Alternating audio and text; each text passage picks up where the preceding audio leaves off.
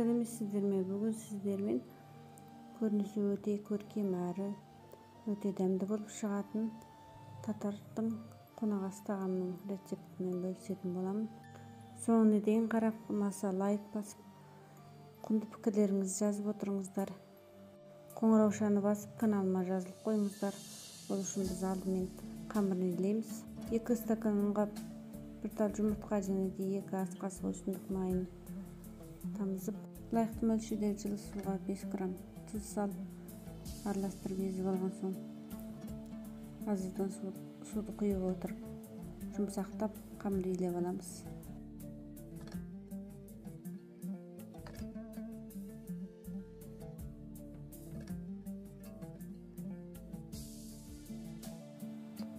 Жұмсақтау қылып, майда қылып илеп қойған соң, салапамен жауып қоя тұрамыз. Онан соң салмасын даярлаймыз.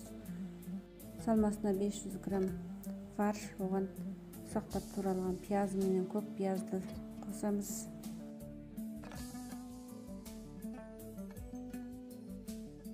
Оған дәмдеуіштерден зыра, ұнтақталған зыра және де қара бұрыш, тұз саламыз. Ondan soң жақсылап араластырамыз. Қолымызбен араластырсақ, дәмдеуіштер етке жақсы сіңетін болады.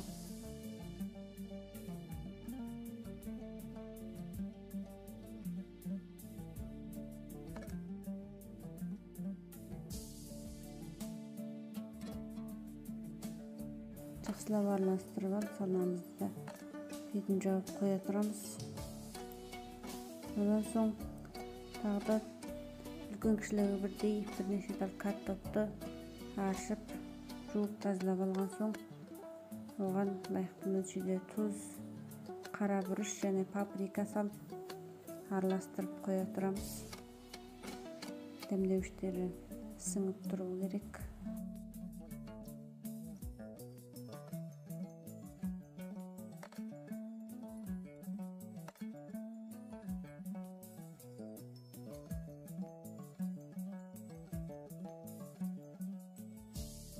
Ondan soң қамырымызды астақтай қалып, жұп-жұқа қылып жайып шығамыз.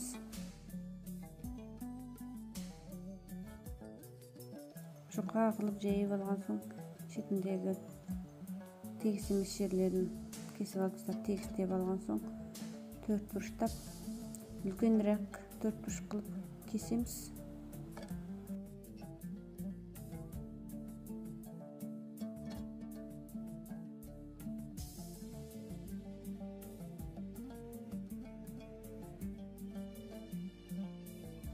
Осындай үлкендікте кесіп алған соң, салмамызды салып түйетін боламыз. Видеода көрсетілгендей етіп, бір ұшын әкеліп, онан соң екі жақ ұшында әкеліп жабыстырамыз.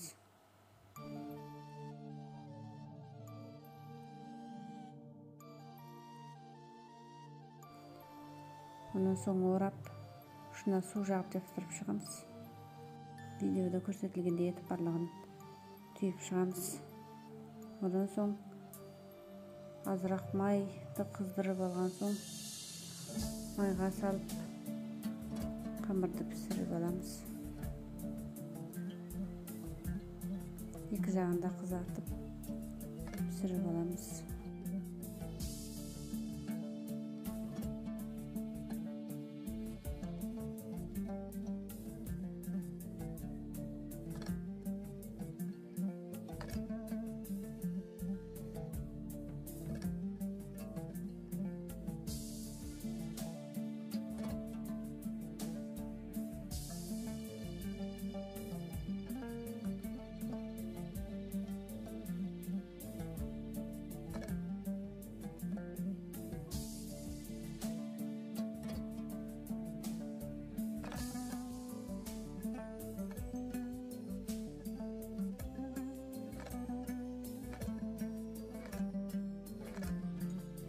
Сырт болдық. Енді одан соң жаңағы дайындап қойған картопымызды майға пісіріп аламыз. Соның артынан ыстық майға.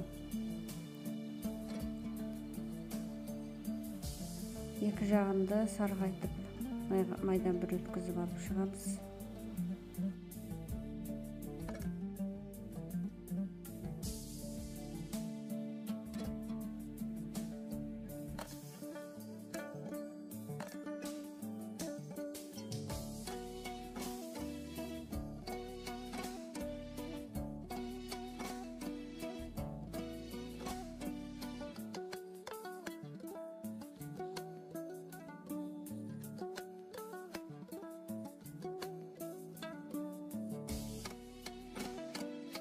Одан соң соусымызды дайындаймыз. Бір ас қасық томат пастасына бір кесе су құйып, араластырып дайындап қоямыз. Одан соң қазанға астына картоп салып, үстіне жаңағы түйіп алған тағамымызды салып қойып алған соң, енді үстіне жаңағы дайындап алған соусты құямыз. Бетіне жан-жағына құйып шығамыз. Енді астына отын қосып, баяу отта жарты сағат бұқтырамыз. Жарты сағат өткен соң алып ортасынан кесіп, салат жапырақтарымызды төсеп тәрелкемізге әдемілеп тізіп аламыз. Ортасына картоплын тізіп, бетіне ас көк пиязларымызды сеуіп әсемдеп дастарханымызға қойсақ болды. Міндетті түрде жасап көріңіздер, өте дәмді болып шығады. Сіздерге ұнайтынына сенімдімін. Мен өзім бұл тағамды қатты ұнаттым. Астарыңыз дәмді болсын. Сіздерге ұнаған болса лайк басып отырыңыздар. Кездескенше сау саламат болыңыздар.